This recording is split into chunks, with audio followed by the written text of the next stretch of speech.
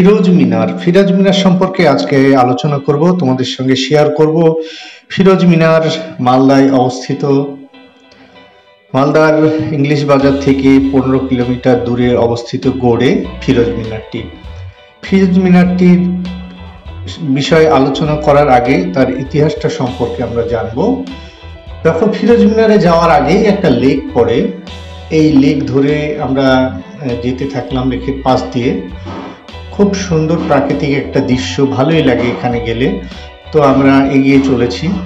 তো এই ফিরোজ মিনার সম্পর্কে বলতে গেলে পশ্চিমবঙ্গের গড়ে অবস্থিত 5 তলা বিশিষ্ট এই ফিরোজ মিনারটি, যেটি হাবিশ বংশের সুলতান সাইফুদ্দিন ফিরোজ শাহ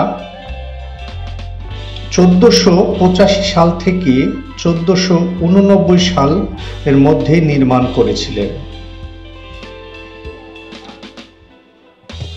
তো এই যে আমরা ফিরোজ মিনারের কাছাকাছি চলে এসেছি। ফিরোজ মিনারের সামনে একটা বটবৃক্ষ আছে, বিশাল আকারের একটা বটবৃক্ষ, এই যে এখানে আছে। তো বটবৃক্ষর পাশ কেটে আমরা চলে যাব ভেতরের দিকে। খুবই সুন্দর মনোরম একটি পরিবেশে এই ফিরোজ মিনারটি স্থাপিত হয়েছে।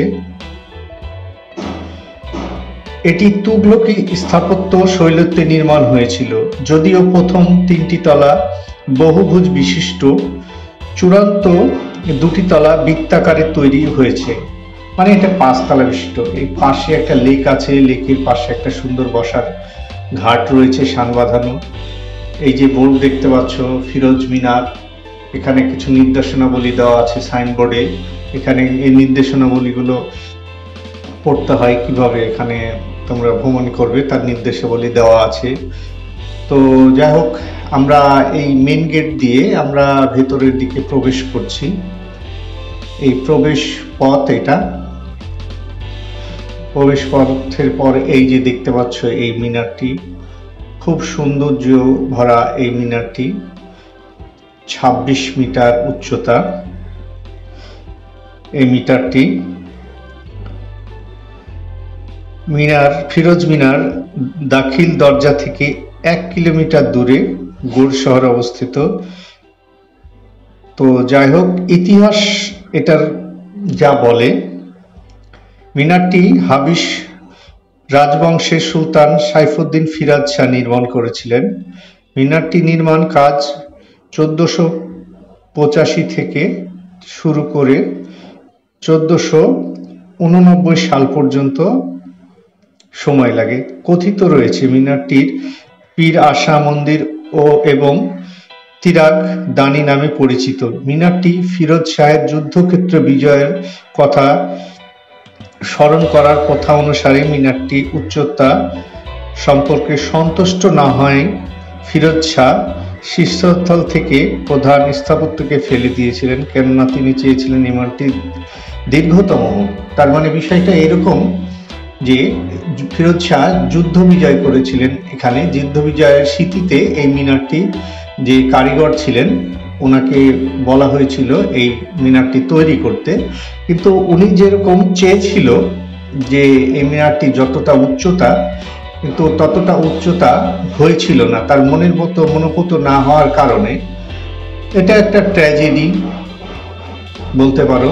তো ওই যে কারিগর যিনি এই মিনারটি তৈরি করেছিলেন, যে স্থপতি ছিল, সেই স্থপতিকে এই মিনারের ঠিক ওপর মাথায় নিয়ে যাওয়া হয় এবং নিয়ে যাওয়ার পরে ওখান থেকে ধাক্কা মেরে তাকে ফেলে দেওয়া হয় এবং সেখানেই তার মৃত্যু হয়।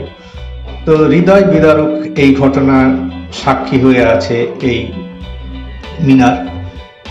তার পাশেও একটা অজানা গাছ রয়েছে, এই যে দেখতে পাচ্ছ ভেতরে। আর এই যে সাইনবোর্ড গুলো আছে, এখানে কিছু নির্দেশনাবলী লেখা আছে। তো এটা হচ্ছে 75 সিঁড়ির এই বিশিষ্ট এই মিনারটি। তো এখানে নিচে থেকে যে 15টি সিঁড়ি আছে, 15টি সিঁড়ির পরে গেটটা, কিন্তু গেটের ভেতরে আর ভেতরে যেতে দেওয়া হয় না। ভেতর দিক দিয়ে সিঁড়ি আছে, সিঁড়ি দিয়ে উপরে উঠতে হতো। তো এখন আর ওখানে ওঠা যায় না, গেটটি লক করে রাখা আছে। খুবই সুন্দর একটা স্থপতি এখানে দাঁড়িয়ে আছে, মনোরম একটা পরিবেশ। তোমরা গেলে এখানে ভালোই লাগবে, অসাধারণ লাগে দেখতে। শুনশান জায়গা, নিরিবিলি জায়গা, একটা শান্তশিষ্ট একটি মিনার দাঁড়িয়ে আছে এখানে, ইতিহাসের সাক্ষী হিসাবে দাঁড়িয়ে রয়েছে। কিন্তু এই সবই ভালো লাগে, কিন্তু যখন মনে পড়ে যায় এই স্থপতিকে উপর থেকে ফেলে হত্যা করা হয়েছিল, তখনই মনটা খারাপ হয়ে যায় যে ফিরোজ শাহ এই কাজটি করেছিলেন।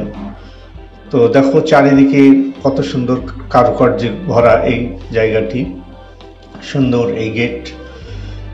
তো যাই হোক, পুরোটা আমি ঘুরলাম, ঘোরার পরে এখান থেকে আবার বেরিয়ে চলে আসলাম।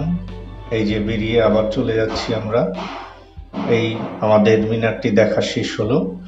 তো সবাইকে আমি ধন্যবাদ জানিয়ে আমার এই ভিডিওটি শেষ করছি। অজানা কিছু কথার পক্ষ থেকে সবাইকে ধন্যবাদ জানাচ্ছি।